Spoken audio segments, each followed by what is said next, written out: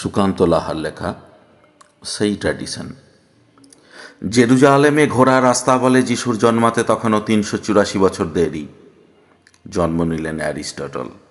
শুধু গ্রিস নয়, সারা বিশ্ব নড়েচড়ে উঠল মানুষটার কথাবার্তায়। গ্রিক বীর আলেকজান্ডারকে টিউশন পড়িয়ে ফেরার পথে গার্জেনদের জটলায় দাঁড়িয়ে বললেন, শিক্ষার শেকড়ের স্বাদ তেতো হলেও ফল মিষ্টি।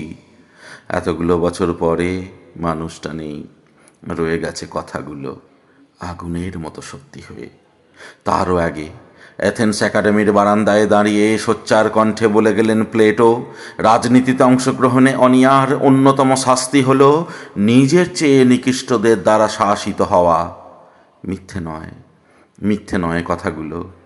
2600 বছর আগেই বোধহয় মানুষটা জানতেন, এমএলএ এমপি হয়ে বিধানসভা কিংবা পার্লামেন্টে পৌঁছাতে গেলে এমএ এমএসসি পিএইচডি অথবা মিনিমাম কোনো কোয়ালিফিকেশনের প্রয়োজন নেই, বরং দরকার পেশি শক্তি, মানুষকে ভয় দেখানো এবং ক্রূরতা। বরং এমএ এমএসসি পিএইচডিরাই এইসব অর্ধশিক্ষিত অশিক্ষিত এমএলএদের এমপিদের পিছনে হাত কচলাতে কচলাতে স্যাঁতস্যাঁত করে ঘুরবে আর সেলফি তুলবে। তার চেয়েও বহু আগে, পৃথিবীতে যিশু আসার 427 বছর আগে, হেমলক ভর্তি কাপে নিশ্চিন্তে চুমুক দিতে দিতে প্লেটোর মাস্টারমশাই সক্রেটিস বলে গেলেন, এমন একটা সময় আসবে যখন জ্ঞানীরা জ্ঞানী হবার কারণে অনুশোচনা করবে, মূর্খরা তাদের মূর্খতার জন্য গর্ব করবে, আর দুর্নীতিবাজেরা তাদের দুর্নীতির জন্য উল্লাস করবে।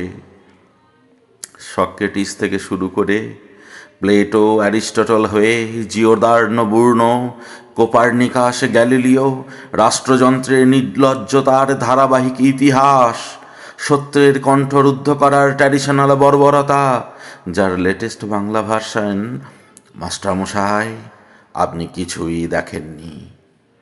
পৃথিবীর মোস্ট সিনিয়র মাস্টারমশাই সব কিছু দেখে শুনে, মৃত্যু নিশ্চিত জেনেও হাসতে হাসতে তুলে নিলেন এ কাপ ফুল অফ হেমলক। দাও দাও আগুনে পুড়ে গেলেন জিওর্দানো। নিশ্ছিদ্র খুপড়িতে মস্তিষ্ক অবশ হয়ে আসার শেষ মুহূর্ত পর্যন্ত গ্যালিলিও উচ্চারণ করে গেলেন, ইট মুভস, ইট মুভস। ঘুরছে ঘুরছে পৃথিবী ঘুরছে।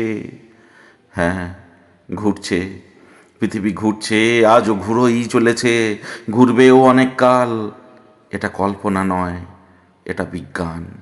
আর মাস্টারমশাইও সব কিছু দেখছেন, বুঝছেন, আর প্রস্তুত হচ্ছেন ভাবি কালকে শেখানোর জন্য।